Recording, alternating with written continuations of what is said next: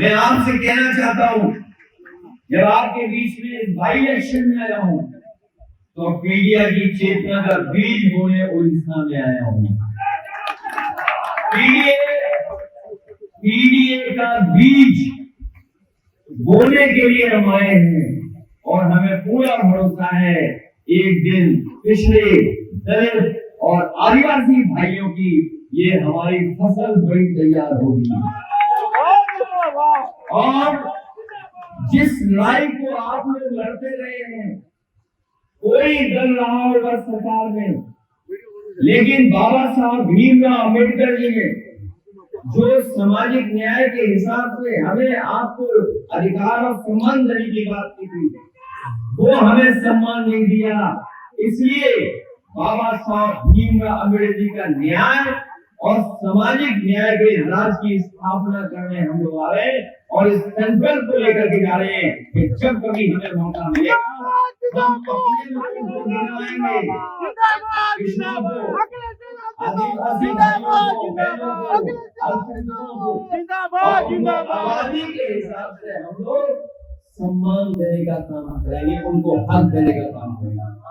सुना है कि यहाँ पर कृष्णों को सम्मान मिल ही रहा है, हक ही नहीं मिल रहा। और अपने आदिवासी भाइयों को हम कहना चाहते हैं, अपनी बहनों को कहना चाहते हैं, हमारे पीडीए में एक का मतलब आदिवासी भी है। जो हमारा पीडीए है तभी पूरा होता है जब उसमें एक आदिवासी भाई बहन जुड़ जाते हैं। जो संविधान हमारा है और आरक्षण को बचाना है, संविधान जब बचेगा तब हमारा आरक्षण बचेगा। अगर चीजें बिकने लगेंगी, प्राइवेट हाथों में चली जाएंगी, तो हमारा आरक्षण छिन जाएगा, हमें आरक्षण नहीं मिलेगा। इसलिए हम लोग संविधान और आरक्षण को बचाने के लिए जागरूकता लाने का काम हम लोग उड़ीसा में करने का काम करेंगे। ये जो उड़ीसा में सांस्कृतिक धरोहर की धरती है, यहाँ पर परंपराओं की धरती है, हम लोग मिलकर के समाजवादी और पीडीए के लोग कभी भी उड़ीसा को एक रंगियों के हाथ में नहीं जाने देंगे। ये हमारे उड़ीसा के साथियों को हम बताना चाहते हैं,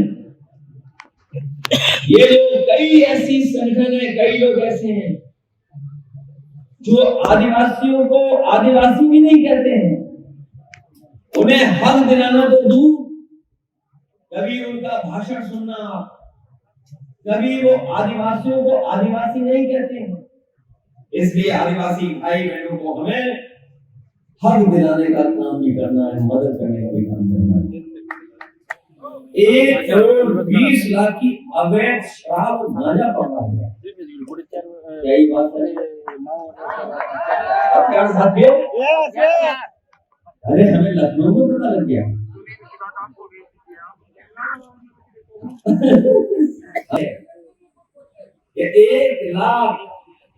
1 करोड़ 20 लाख की अवैध शराब और गांजा पकड़ा गया है।